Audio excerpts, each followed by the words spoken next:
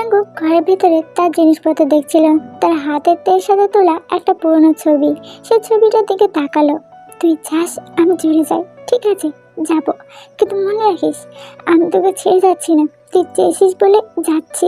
এই দূরত্ব আমার জন্য একটা শাস্তি, আর আমি শাস্তি শুধু তোর জন্য মেনে নিচ্ছি। বলে সে দ্রুত ছবিটা উল্টো করে নিজের ব্যাগে রেখে দিল। জাঙ্কুক, তোর সব গোছানো হলো? হ্যাঁ বাবা, সব রেডি, তুমি চিন্তা করো না, আমি কোনো ঝামেলা করবো না বাবা। নামজন ভেতরে এসে ছেলের পাশে বসলো। দেখ, আমি জানি তুই রেগে আছিস, তোর কষ্ট হচ্ছে, কিন্তু আমি তোর বাবা, আমি তোর জীবনটা নষ্ট হতে দিতে পারি না। বিদেশে যা, মন দিয়ে পড়াশোনা কর, এই ঘটনা ভুলে যা। আমি ভুলবো না বাবা, আমি কিছুই ভুলবো না, আর তুমি ভুলো না আমি কেন যাচ্ছি। তুই কথাটা বোঝার চেষ্টা কর। ও তোকে ভালোবাসে বলেই চাই তুই ভালো থাক। এখানে থাকলে তোদের দুজনেই কষ্ট হবে।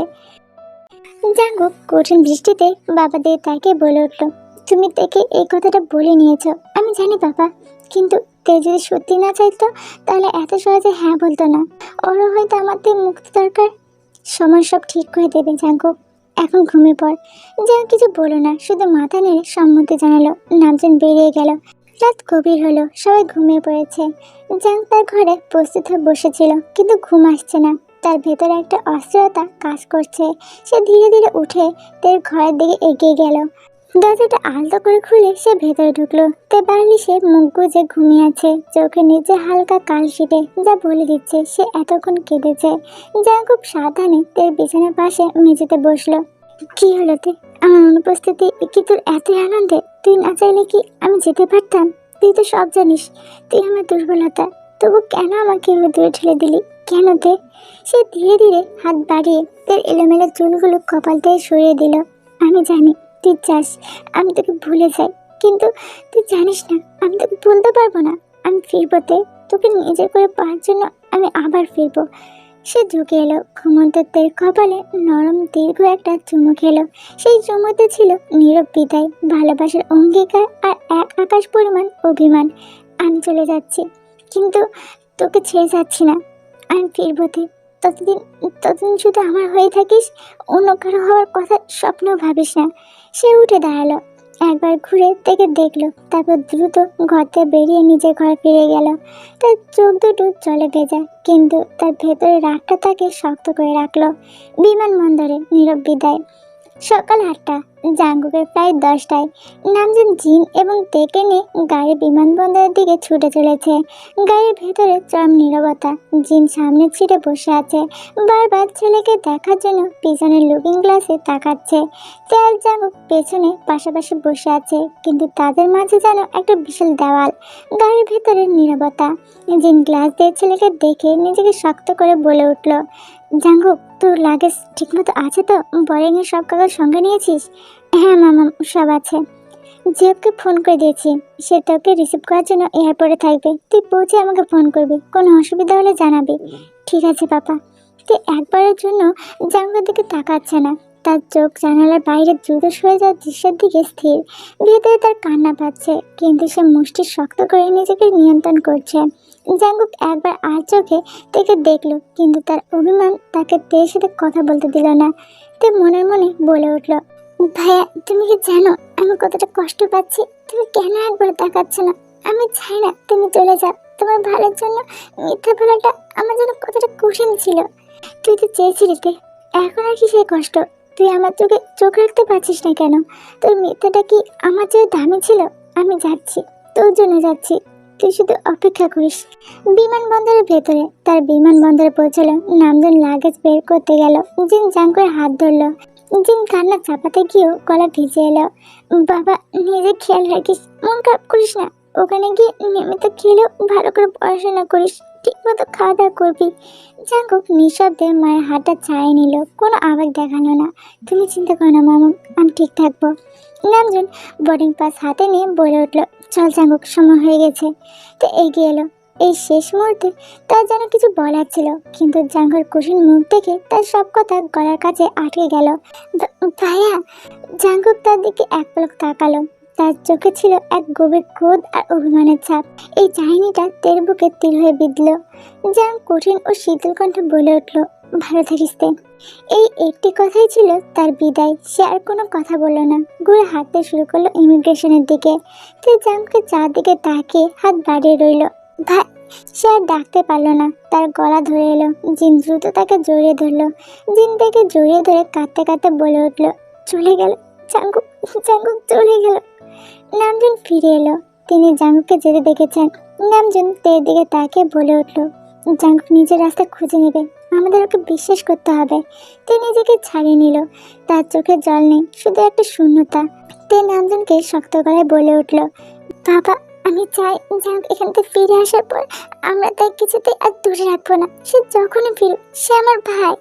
নামজুন ধীরে মাথা নেড়ে বলে উঠল, ঠিক আছে মা, সেটাই হবে। জাঙ্ক সিকিউরিটি চেকিং এর জন্য লাইনে দাঁড়িয়েছিল। সে শেষবারের মতো ঘুরে পেছনের দিকে তাকালো। তে তখনও দাঁড়িয়ে আছে একা। তার মুখটা দেখে জাঙ্কের ভেতর আবার তীব্র যন্ত্রণা ফিরে আসলো, কিন্তু সে নিজেকে শক্ত করে রাখলো। জাঙ্ক মনে মনে বলে উঠল, আমি ফিরে আসবো তে, তোর অভিমানের মুখটা যেন আর কখনো না দেখতে হয়, সেই শক্তি নিয়েই ফিরবো। ততদিন শুধু আমার হয়ে থাকিস। সে আর দেরি করলো না, বোর্ডিং এরিয়া দ্রুত হেঁটে চলে গেল। তে চোখ দিয়ে এতক্ষণ দুপুরটা জল গড়িয়ে পড়লো। জাঙ্কুক চলে যাওয়ার পর বাড়িটা যেন এক নিমিষে প্রাণহীন হয়ে পড়েছে। যে বাড়িটা সবসময় জাঙ্কুকের হইচই, দুষ্টুমি আর দেখে করার শাসনের সরগরম থাকতো, সেখানে আর শ্মশানের মতো নীরবতা। বিশেষ করে তের মনটা অনেক খারাপ। সে খাবার টেবিলে বসে আছে, কিন্তু খাবার স্পর্শ করছে না। তার চোখ বারবার জাঙ্কুকের ফাঁকা চেয়ারটার দিকে চলে যাচ্ছে। জিন তের প্লেটে খাবার তুলে দিতে দিতে বলে উঠল, খাচ্ছিস না কেন তে? খিদে নেই মামুনি। আচ্ছা মামুনি, ভাইয়া কি পৌঁছেছে? ফোন করেছিল? পৌঁছেছে। যেও ফোন করেছিল, জানিয়েছে জাং ঠিক আছে, কিন্তু ও আমাদের কার সাথে কোনো কথা বলেনি। হয়তো এখনো রেগে আছে। তাই মাথা নিচু করে নিল। জাঙ্কুকের এই নীরবতা তাই কুড়ে কুড়ে খাচ্ছে। জাঙ্ক তাকে শাসন করত, বকা দিত, কিন্তু জাঙ্কুক চা যে তার অস্তিত্বই অসম্পূর্ণ, সেটাতে আজ হাড়ে হাড়ে টের পাচ্ছে।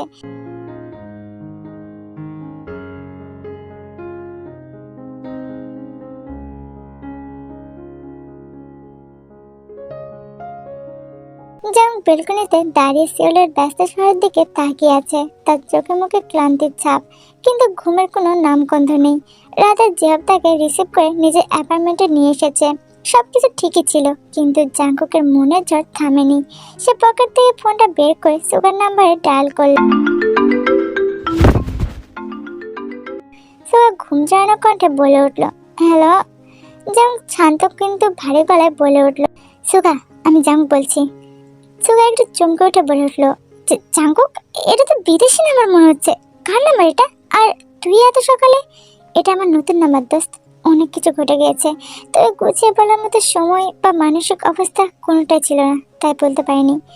কি হয়েছে জাঙ্কুক? তোর গলা এমন শোনাচ্ছে কেন? সবকিছু ঠিক আছে তো? ঠিক আছে বলতে আমি কোরিয়া চলে এসেছি সুগা।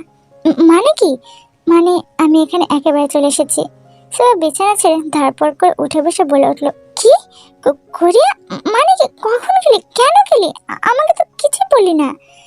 জাঙ্ক শুকনো হাসি দিয়ে বলে উঠলো, তুই তো সবই জানিস। বাবা মা কখনো চায় না আমি দেশে থাকি, তাই পরিস্থিতির শিকার হয়ে শেষমেশ চলে আসতে হলো। তাই বলে হুট করে চলে গেলি? এটা কোনো কথা হলো জাঙ্কুক? বিশেষ করে সুগা, আমি আসতে চাইনি। আমি শেষ পর্যন্ত লড়াই করতে চেয়েছিলাম, কিন্তু কিন্তু যখন শুনলাম তে চাই না আমি ওই বাড়িতে থাকি, তখন আর থাকার কোনো কারণ খুঁজে পেলাম না। আমি চাই না আমার জন্য তে কোনো কষ্ট পাক, তাই নিজের ইচ্ছাকে বিসর্জন দিয়ে চলে এলাম। সে বিরক্ত হয়ে বলে উঠলো, তোর কথা তুই আর ভাবিস না জাঙ্কুক, তুই এবার নিজের কথা ভাব। যে মেয়ে তোর কথা কখনো ভাবে না, তুই কেন তার জন্য এত ভাবিস? কি যে বলিস দোস্ত, তুই কি আমার কাছে আলাদা কেউ? ও যে আমার নিজের চেয়েও প্রিয়, কিন্তু ওর কাছে কি তুই ততটাই প্রিয় জাঙ্কুক যতটা তুই ভাবিস? তুই কি বলতে চাইছিস? পরিষ্কার করে বল। না, তেমন কিছু না। তুই শহরে গিয়েছিস, এখন এসব থাক। কথা ঘুরাস না সুগা। বললাম তো কিছু না। যাই হোক, তোকে আমি যে কাজটা দিয়েছিলাম সেটা করেছিস? কোন কাজ?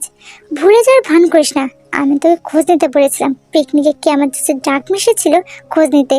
তুই কি কিছু জানতে পেরেছিস? সুগা এবার ওপাশে একদম চুপ হয়ে গেল। ফোনের নীরবতা জাঙ্কুর সন্দেহ আরো বাড়িয়ে দিল। কিরে, চুপ হয়ে গেলি কেন? কিছু তো বল। জাঙ্কুক, আসলে বিষয়টা আমি কিভাবে বলবো বুঝতে পারছি না। আমি যা জেনেছি সেটা শোনার পর তুই হয়তো শান্ত থাকতে পারবি না। যা জানতে পেরেছিস নির্দ্বিধায় বল। আমি এখন 1000 মাইল দূরে, কি মারামারি করার সুযোগ নেই, তাই কোনো ঝামেলা হবে না। কিন্তু সত্যটা আমার জানা দরকার, মারামারির জন্য নয়। আসলে আমি যা জেনেছি সেটা আমি নিজে বিশ্বাস করতে পারছি না। আমার মনে হচ্ছে কোথাও একটা ভুল হচ্ছে। কি জানিস তুই? ভয়তা না করে বল। না জাঙ্কুক, এটা সম্ভব না। আমাকে তুই আরেকটু সময় দে, আমি পুরো বিষয়টা আরেকবার যাচাই করে তোকে জানাবো। আমাকে এখন শান্ত করার চেষ্টা করিস না সুগা। আপাতত তুই যা জেনেছিস সেটাই বল। কোনটা ভুল আর কোনটা ঠিক সেটা বিচার করার ক্ষমতা আমার আছে। বল তুই। ঠিক আছে, শোন, আমি পিকনিকের অর্গানাইজারদের সাথে কথা বলেছি। সেদিন খাবারের প্যাকেট করার দায়িত্ব ছিল জেনি আর তার বন্ধুরা, কিন্তু কিন্তু ড্রিঙ্কস আর জুসের দায়িত্বটা ছিল তে আর জিমিনের উপর। কথাটা শোনার পর জাঙ্গুর ঠোঁটের কোণে এক অদ্ভুত তিক্ত হাসি ফুটে উঠল। সে যেন নিজের কানকেই বিশ্বাস করতে পারছে না, আবার যেন এটাই আশা করেছিল। তুই হাসছিস জাঙ্কুক? হাসি পাচ্ছে আমার বোকামের জন্য। আর কি জেনেছিস? নিশ্চয়ই আরো কিছু আছে। গায়ে আমাকে বলেছে তুই নাকি নিজেই তোর জেসে কিছু একটা মিশিয়েছে। কিন্তু জাঙ্কুক, তুই একবার ঠান্ডা মাথায় ভাব, এটা কি কোনোভাবে সম্ভব যে তে ইচ্ছে করে তোর ক্ষতি করবে? এতে তো ওর নিজেরও বদনাম হবে। ও কেন এটা করবে? ও ভেবেছিল ড্রাগ দিলে আমি দুর্বল হয়ে পড়বো, সবার সামনে মাতলামি করব, আর সেই সুযোগে ও সুন্দর মতো ভিকটিম সেজে অভিনয় করে আমাকে ফাঁসাবে। আর ও সফলও হয়েছে। কিন্তু এসব করে তেল লাভ কি? ও তো তোকে ভালোবাসে, অন্তত আমরা তো সেটাই জানতাম। লাভ? লাভ হলো মুক্তি।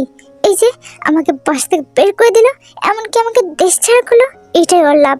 ছোটবেলা থেকে আমি ওকে যত শাসন করেছি সবকিছুর প্রতিশোধ নিল। এবারও শান্তিতে থাকতে পাবে। তে আসলে আমার ছাড় থেকে মুক্তি চেয়েছিল। এসব তুই কি বলছিস জাঙ্কুক? তে আমার মেয়ে না। কোথাও একটা ভুল বোঝাবুঝি হচ্ছে। কোনো ভুল হচ্ছে না সোগা, যা সত্যি তা সত্যি। যার আগে বাবা আমাকে স্পষ্ট বলেছে, তে বাবাকে বলেছে আমি বাসায় থাকলে ও নাকি ওই বাসায় থাকবে না, তাই বাবা আমাকে জোর করে পাঠিয়ে দিল। এরপরেও কি তুই বলবি তে নির্দোষ? তে এমনটা বলেছে? যেন চোখের জল মুছে কণ্ঠস্বর ইস্পাতের মধ্যে শক্ত করে বলে উঠল, দুঃখ করিস না, যা হওয়ার হয়ে গেছে।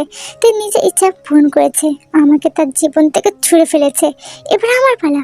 যাই হোক, তোর কাছে একটা অনুরোধ দোস্ত, আমি যতদিন না পেয়েছি তুই শুধু ওর উপর একটু নজর রাখিস। ও কার সাথে মিশছে, কি করছে সব আমাকে জানাবি। ঠিক আছে, আমি খেয়াল রাখবো, কিন্তু তুই নিজের যত্ন নিস। জাঙ্ক ফোনটা কেটে দিল। সে শক্ত হাতে বেলকনি রেলিংটা চেপে ধরলো। তার মনের তের প্রতি যে ভালোবাসা ছিল তা এখন ঘৃণার আগুনে ফুটতে শুরু করেছে। জাঙ্ক মনে মনে দাঁতের দাঁত চেপে বলে উঠল, আমি ভেবেছিলাম তুই আমার জন্য একটু হলেও ভাবিস তে। আমি ভেবেছিলাম তুই অবুঝ, কিন্তু তুই আমার বিরুদ্ধে এত বড় ষড়যন্ত্র করবি, আমাকে এভাবে ধোঁকা দিবি, এটা আমি স্বপ্নেও ভাবিনি। ঠিক আছে, তুই চেয়েছিস আমি দূরে থাকি, আমি দূরে থাকবো, কিন্তু কথা দিচ্ছি আজ তুই আমার সাথে যা যা করেছিস সবকিছু করার গন্ডায় প্রতিশোধ আমি নিব। আমি ফিরবতে তখন তুই কাঁদবি, কিন্তু আমি এত চোখের জল মুছতে আসবো না। সময় যা ঘুরতে লাগলো। দেখতে দেখতে 4টি বছর কেটে গিয়েছে।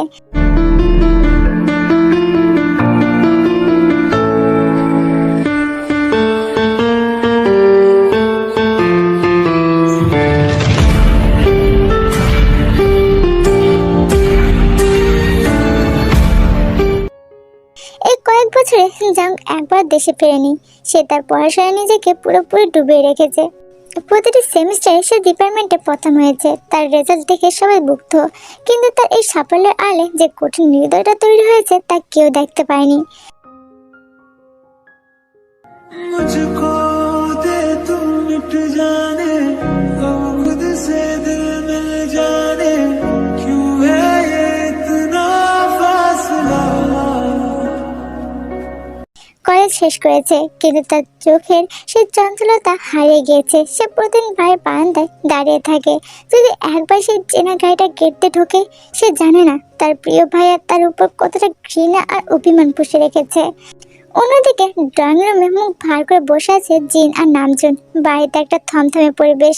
আজ বিকেলে তের জন্য আসা একটি বিয়ের সম্বন্ধ একেবারে শেষ মুহূর্তে ভেঙে গিয়েছে। ছেলের বাড়ি থেকে ফোন করে সাফ না করে দেওয়া হয়েছে। জিন ফোনের কথা শেষ করে রিসিভারটা ধবাস করে রেখে দিয়ে বলে উঠল, আমি আর পারছি না নামজুন, ইনি 5 বার হলো, পাঁচবার তার বিয়ে ঠিক হয়ে শেষ মুহূর্তে ভেঙে গেল। কেন এমন হচ্ছে মেয়েটার সাথে? নামজুন মাথা নিচু করে সোফায় বসে বলে উঠলো, আমি নিজে বুঝতে পারছি না যে ছেলের বাবা আমাকে আজ ফোনে যা বললো তা শুনে আমি অবাক। ওরা নাকি আমাদের এই সম্পর্কে এমন কিছু বাজে কথা শুনেছে, তাই তারা এই বিয়েতে রাজি নয়। বাজে কথা? তোর মতো শান্ত আর লক্ষ্মী মেয়ের নামে কি বাজে কথা বলবে? ও তো ঘর থেকেই বের হয় না ঠিক মতো। আমার মনে হয় কেউ শত্রুতা করে আমাদের মেয়ের জীবন নষ্ট করতে চাইছে।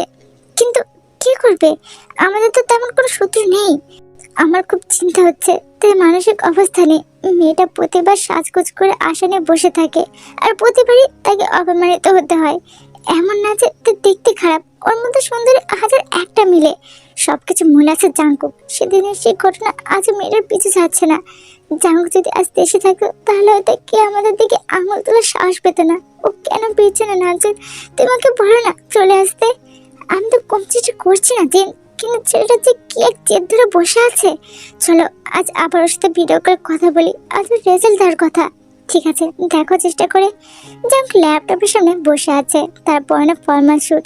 চেহারা এখন আর সে কিশোর ভাব নেই, বরং এক কঠোর পুরুষালী গম্ভীর্য এসেছে। স্ক্রিনে নামজান আর জিনকে দেখা যাচ্ছে। বাবা, তোমরা কি আমার রেজাল্ট শিটটা মেলে পেয়েছো? আমি এবার ডিনেস অ্যাড পেয়েছি, ইউনিভার্সিটি টপ স্কোয়ার পেয়েছি। বাবা, আমরা তোর জন্য খুব গর্বিত। তুই বিদেশে গিয়ে আমাদের মুখ উজ্জ্বল করেছিস। তোমরা তো এমনটা চেয়েছিলে। জাঙ্কুক বাবা, তোর তো পড়ালেখা শেষ, এবার তো ফিরে আয়। 4 বছর হয়ে গেল তোকে দেখি না। আর কত শাস্তি দিবি আমাদের? তোর কি একবার মায়ের কথা মনে পড়ে না? জাঙ্কুক চোখ নামিয়ে ফাইলের পাতা উল্টাতে উল্টাতে বলে উঠলো, মামা আমি তো আগেই বলেছি, আমি তো সব কথা মেনে নিয়েছি। আমি বলেছিলাম যেদিন তার বিয়ে হবে, ওর নিজের সংসার চলে যাবে, শুধুমাত্র সেই দিনই আমি ওই বাড়িতে পা রাখবো, তার আগে নয়। আমি চাই না আমার ছায়া আর ওর জীবনে পড়ুক। বাবা এমন বলিস না, আমরা তো অনেক চেষ্টা করছি জাঙ্কুক, কিন্তু তোর বিয়ে তো হচ্ছে না। তুই জানিস না আজকে ওর বিয়েটা ভেঙে গিয়েছে। তুই মেয়েটা কত কষ্ট পাচ্ছে। ও শুধুমাত্র তোর জন্য প্রতিবার সেজে গুজে পাত্রপক্ষের সামনে দাঁড়ায়, তা না হলে এতবার অপমানের পর কিছুতেই বিয়েতে রাজি হতো না। ও বলে ওকে যে যতই অপমান করুক তবুও যেন তুই দেশে ফিরিস। এবার তুই ফিরে এসে অন্তত ওর পাশে দাঁড়া, ভাইয়ের দায়িত্ব পালন কর। যেমন সামান্য বাঁকা হাসি গোপন করে বলে উঠলো, বিয়ে ভেঙে গিয়েছে আবারও? খুব দুঃখজনক, কিন্তু মামাম এটা তোমাদের সমস্যা। তোমরা ভালো পাত্র খুঁজে বের করে বিয়ে দাও। যেদিন ওর বিদায় হবে প্রতিদিন আমার টিকিট কনফার্ম পাবে। এর আগে আমাকে আসার জন্য জোর করবে না, আমার অনেক কাজ আছে, রাখছি। যেমন কলটা কেটে দিল, স্ক্রিন অন্ধকার হয়ে গেল। নিজের ঘরেতে জানালার গ্রিল ধরে বাইরে অন্ধকার দিকে তাকিয়ে আছে। তারপর বিকেলে সে শাড়িটা এখনো আছে, যেটা পরে সে পাত্রপক্ষের জন্য সেজেছিল। চিন ধীর পায়ে ঘরে ঢুকলো। চিন তের কাঁধে হাত রেখে বলে উঠলো, তেমা এখনো শাড়িটা পরেছিস, খুলে ফেল। যা হওয়ার হয়েছে, ওসব নিয়ে ভাবিস না, মন খারাপ করিস না। বিয়ে হচ্ছে না এটা নিয়ে আমার মন খারাপ নেই মামুনি, কিন্তু আমি এবারও ভাইকে ফিরে আনতে পারলাম না মামুনি। আমাকে তোমরা ক্ষমা করে দিও। ছিছি মা, এমন বলিস না, এখানে তোর কোনো দোষ নেই। তাই ঘুরে দাঁড়িয়ে ছলছল চোখে বলে উঠলো, মামুনি কেন সবাই আমাকে দেখে পছন্দ করো পরে না করে দেয়? ওরা কি আমার সম্পর্কে খারাপ কিছু শোনে? একদম বাজে কথা বলবি না, তুই অসম্ভব সুন্দরী, তোর কোনো দোষ নেই। হয়তো কপালে ছিল না। ভাইয়া ভাইয়া ফোন করেছিল? হ্যাঁ করেছিল। ভাইয়া আমার কথা কিছু বলেছে? জিন চুপ হয়ে গেল। মেয়েটা প্রতিবার একই প্রশ্ন করে, কিন্তু জিন উত্তর দিতে পারে না, কারণ জাং 4 বছরে কখনোই তার সাথে কথা বলেনি, এমনকি তার কথা জানতেও চায়নি। তে কেমন আছে, কি করছে, কিছু জিজ্ঞাসা করেনি। তে বুঝতে পারলো হয়তো মনটাও খারাপ হলো, কিন্তু মন খারাপ লুকিয়ে প্রশ্ন করলো, ভাইয়া আসবে না মামনি? ওকে জানে আমার বিয়ে ভেঙে গিয়েছে? জানো মামনি, আগে কেউ আমাকে কিছু বলে ভাইয়ার রেগে আগুন হয়ে যেত। ভাইয়া থাকলে আজ ঠিকই ওদের গান বন্ধ করতো, তাই না? যেন চোখ লুকিয়ে ফেলো, তার কথা তার কান্না পাচ্ছে। হ্যাঁ মা, আসলে ও এখন খুব ব্যস্ত, তাই বেশি কথা বলতে পারিনি। তুই ঘুমা এখন, আমি যাই বলে জিন দ্রুত বেরিয়ে গেল। জিন চলে যাওয়ার পর তার ড্রয়ার থেকে জাঙ্কুকের সেই পুরনো ছবিটা বের করলো। জাঙ্কুকের ছবিতে হাত বুলিয়ে বলে উঠলো, তুমি কেন আসছো না ভাইয়া? তুমি কি জানো না আমি তোমার উপর নির্ভর করে এই বিয়েগুলোতে রাজি হই? আমি ভাবি আমার বিয়ে ঠিক হলে তুমি অন্তত বিয়ের অনুষ্ঠানে আসবে। তোমাকে দেখার জন্য তো আমি বিয়ে করতে রাজি হই, কিন্তু তুমি আসো না। তুমি কি সত্যি আর আসবে না? অন্যদিকে গভীর রাত, জাঙ্কুর হাতে একটা ওয়াইনের গ্লাস আর অন্য হাতে তের একটা ছবি। হঠাৎ তার ফোনটা বেজে উঠলো, স্ক্রিনের নাম ভেসে উঠলো সুগা। জাঙ্কুক ফোন রিসিভ করে ঠান্ডা গলায় বলে উঠলো, কাজ হয়েছে? হ্যাঁ জাঙ্কুক, পাতের বাবাকে বেনামে তোর পাঠানো ছবি আর কিছু ভুয়া মেডিকেল রিপোর্ট মেল করা হয়েছে, তাছাড়া হুমকিও দেওয়া হয়েছে। ওরা ওসব দেখে আর ভয় বিয়ে ভেঙে দিয়েছে। ওরা ভাবছে তোর বড় কোনো মানসিক সমস্যা আছে। গুড, খুব ভালো কথা। কিন্তু জাঙ্কুক, এটা কি বাড়াবাড়ি হয়ে যাচ্ছে না? তুই এদিকে বলছিস তোর বিয়ে হলে তুই ফিরবি, আবার অন্যদিকে তুই নিজে আল থেকে ওর সব বিয়ে ভেঙে দিচ্ছিস। তুই আসলে কি চাস? মেয়েটার বয়স বাড়ছে, সমাজ ওকে নিয়ে নানা কথা বলছে। যেমন গ্লাসটা টেবিলে রেখে ভয়ঙ্কর শান্ত গলায় বলে উঠলো, আমি কি চাই সেটা বোঝার ক্ষমতা তো নেই সুগা। তুই আমাকে বলেছিল আমি যেন চলে যাই। ও আমার থেকে মুক্তি চেয়েছিল, আমি ওকে মুক্তি দিয়েছি, কিন্তু ওকে অন্য কারো হতে দেব এমনটা তো বলিনি। মানে তে শুধু আমার। এই 4 বছর আমি প্রতিটা দিন ঝুলেছি। আমি ওকে অন্য কোনো পুরুষের স্পর্শ করতে দেব ভাবলে কি করে? ওর বিয়ে কোনোদিন হবে না সুগা, আমি হতে দেব না। তাহলে তুই ফিরবি না? ফিরবো, খুব শীঘ্রই ফিরবো। এই বিয়ে ভাঙা নাটকের শেষ অঙ্কটা তো আমাকে সাজাতে হবে। ওকে এমন এক পরিস্থিতি দাঁড় করাবো যখন ওর কাছে আমি ছাড়া আর কোনো রাস্তা খোলা থাকবে না। জাঙ্কুক, অপেক্ষা কর দোস্ত, জাঙ্কুক ফিরছে, খুব তাড়াতাড়ি ফিরছে। জাঙ্কুক ফোনটা কেটে দিয়ে ব্যালকনি থেকে দাঁড়ালো। বাইরে ঠান্ডা বাতাস তার শরীর ছুঁয়ে গেল, কিন্তু তার ভেতরে আগুনের তাপ এতটুকু কমলো না। সে হাতে থাকাতে ছবিটার দিকে তাকালো। তুই আমার জন্য অপেক্ষা করছিস তাই না? আমি তোর এই অপেক্ষা শেষ করব, কিন্তু সেটা ভালোবাসা দিয়ে নয়, অধিকার দিয়ে। আমি এবার এমন ভাবে ফিরবো যে তুই চাইলেও আমাকে ফেরাতে পারবি না। আর 1 মাস কেটে গিয়েছে, কিন্তু জাঙ্কুকের মধ্যে কোনো পরিবর্তন ঘটেনি। সে তার বিয়ের আগে আসবে না মানে আসবেই না। অন্যদিকে তার বিয়ে নিয়ে বাড়িতে নিত্যদিন অশান্তি লেগেই আছে। একের পর এক সম্বন্ধ ভেঙে যাওয়ার প্রতিবেশীরা এখন কানাকানি শুরু করেছে। জিন আর সহ্য করতে পারছে না। জিন হাতে ফোন নিয়ে অস্থিরভাবে পায়চারি করছে। অবশেষে জিন জেবের নাম্বারে ডায়াল করলো। 2 বার রিং হওয়ার পর জেব ফোন ধরলো। হ্যালো মামনি, কেমন আছো তোমরা? ভালো নেই রে অবি, আমরা কেউ ভালো নেই। এই নরক যন্ত্রণা আর সহ্য হচ্ছে না।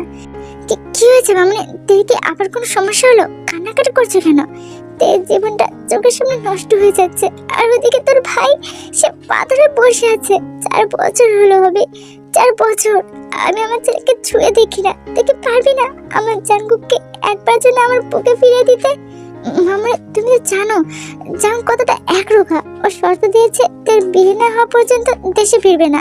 কার বিয়ে? বিয়ে তো সব ভেঙে যাচ্ছে। ও না ফিরলে হয়তো তুই কোনোদিন বিয়ে করবে না। হবে তুই আমার নিজের ছেলের মতো, তুই আমার এই উপকারটুকু কর। যেভাবে হোক জাঙ্কুককে একবার দেশে নিয়ে আয়। ওকে বল ওর মা মরে যাচ্ছে, তবু যেন একবার আসে। চীনের কান্না শুনে জবের বুকটা কেঁপে উঠলো। সে বুঝতে পারলো পরিস্থিতি নিয়ন্ত্রণের বাইরে চলে গিয়েছে। শান্ত হও মামনি, তুমি এভাবে কেঁদো না। আমি কথা দিচ্ছি, আমি জাঙ্কুককে নিয়ে আসবো। যে করে হোক আমি ওকে নিয়ে দেশে ফিরবো। জাঙ্কুক এবং জেব অ্যাপার্টমেন্ট। সময় সন্ধ্যা। জাঙ্কুক সোফায় বসে ল্যাপটপে কাজ করছিল। হঠাৎ দরজা খোলা শব্দে সে তাকালো। জেব হাতে 2টি প্লেনের টিকিট এবং পাসপোর্ট নিয়ে ঝড়ের বেগে ঘরে ঢুকলো। তার মুখে এক অদ্ভুত গম্ভীর্য। কি ব্যাপার ভাই, তোমাকে এমন দেখাচ্ছে কেন? আর হাতে ওগুলো কি? যে হোক টিকিটগুলো জাঙ্কুকের সামনে টেবিলের উপর ছুঁড়ে দিয়ে বলে উঠলো, তোর ব্যাগ গোছানো শুরু কর। পরশু সকালে আমাদের ফ্লাইট, আমরা দেশে ফিরছি। জাঙ্কুক অবাক হয়ে ল্যাপটপ বন্ধ করে বলে উঠলো, মানে হুট করে দেশে ফিরছে? মানে তুমি তো জানো আমি যাব না। যাবি না কেন? কারণটা তুমি জানো ভাইয়া, তোর বিয়ে হয়নি, তাই আমি তোর এই ফালতু শর্তের কথা শুনতে চাই না জাঙ্কুক। আমি নিজের প্রয়োজনে যাচ্ছি, আর তোকে আমার সাথে যেতেই হবে। তোমার প্রয়োজন কি এমন হলো যে আমাকেও যেতে হবে? যে গম্ভীর মুখে মিথ্যে নাটক শুরু করে বলে উঠলো, আমি বিয়ে করছি জাঙ্কুক। জাঙ্কুক চমকে উঠলো। সে জেবের দিকে বড় বড় চোখে তাকালো। কি তুমি বিয়ে করছো? কিন্তু তুমি তো কখনো বলোনি যে তোমার কারোর সাথে সম্পর্ক আছে, আর হুট করে দেশে গিয়ে বিয়ে? হ্যাঁ, পারিবারিকভাবে সবকিছু ঠিক হয়েছে। মামনি সব ব্যবস্থা করেছে। এখন তুই যদি চাস তোর একমাত্র কাজিন ভাই, যে গত 4 বছর তোর ছায়ার মতো সাথে ছিল, তার বিয়েতে তুই থাকবি না, তাহলে থাকিস না। কিন্তু আমি টিকিট কেটে ফেলেছি, আমি একা যাব না। আমার বেস্ট ম্যান হিসেবে তোকে আমার পাশে চাই। ভাইয়া, তুমি বুঝতে পারছো না কেন? আমি ওই বাড়িতে পা রাখতে চাই না। তুমি বিয়ে করো, আমি এখান থেকে গিফট পাঠিয়ে দেবো। প্লিজ আমাকে জোর করো না। জাঙ্কুক, আমি তোর জন্য এই 4 বছর নিজের জীবন, নিজের পরিবার সব ছেড়ে এখানে পড়ে আছি, আর আজ আমার জীবনের সবচেয়ে বড় দিনে তুই আমার সাথে যাবি না? তোর জেদ কি আমার সম্পর্কের চেয়েও বড়? জাঙ্ক চুপ হয়ে গেল। জেবের এই কথার উপর তার আর না করার কোনো উপায় রইল না। তাছাড়া মনে মনে সে নিজে হয়তো একটা অজুহাত খুঁজছিল ফেরার জন্য। তার বিয়ে ভেঙে যাওয়ার খবর সে জানে। এখন জেবের বিয়ের অজুহাতে ফিরলে তার শর্তটা টেকনিক্যালি ভাঙবে না। ঠিক আছে, আমি যাব, কিন্তু শুধু তোমার বিয়ের জন্য। বিয়ে শেষ হলে আমি ফিরে আসবো। জেব মনে মনে স্বস্তির হাসি এসে বলে উঠল, সে দেখা যাবে। এখন ওঠ, প্যাকিং শুরু কর, আমার হাতে সময় নেই। জাঙ্কুক সুটকেস গোছাচ্ছে। তার মনের ভেতর এক অদ্ভুত ঝড় চলছে। 4 বছর পর সে দেশে ফিরছে। সে চেনা শহর, চেনা বাড়ি আসতে। সে ড্রয়ার থেকে সে পুরনো ছবিটা বের করলো। ছবিটা এখন একটু ঝাপসা হয়ে গেছে, কিন্তু তার হাসি মুখটা এখনো উজ্জ্বল। জাঙ্ক ছবির দিকে তাকিয়ে বাঁকা হেসে বলে উঠল, শেষমেশ আমি ফিরতে হচ্ছে এতে। জিহব ভাইয়া ভাবছে আমি তার বিয়ের জন্য যাচ্ছি, কিন্তু কেউ জানে না আমি আসলে আমার অসমাপ্ত কাজ শেষ করতে যাচ্ছি। সে ফোনটা হাতে নিয়ে সুগাকে একটা মেসেজ টাইপ করলো, ফ্লাইট কনফার্ম, আমি ফিরছি, গেমের ফাইনাল রাউন্ড শুরু হতে যাচ্ছে। সুটকেসটা বন্ধ করার শব্দে ঘরের নীরবতা ভেঙে গেল। জাঙ্ক আয়নার নিজের প্রতিবিম্বের দিকে তাকালো। এই জাঙ্কুক আর আগে সে আবেগী কিশোর নেই। তার চোখে এমন শিকারীর দৃষ্টি। তুই থেকোতে তোমার ভাইয়া ফিরছে, তবে এবার আর ভাইয়া হয়ে নয়, তোমার ডেস্টিনি হয়ে ফিরছে। গল্পের পরবর্তী পর্ব বিটিএস স্টোরি চ্যানেলে পোস্ট করা হবে, দেখতে ভুলো না। আর গল্পটি তোমাদের কাছে কেমন লেগেছে কমেন্টে জানিও।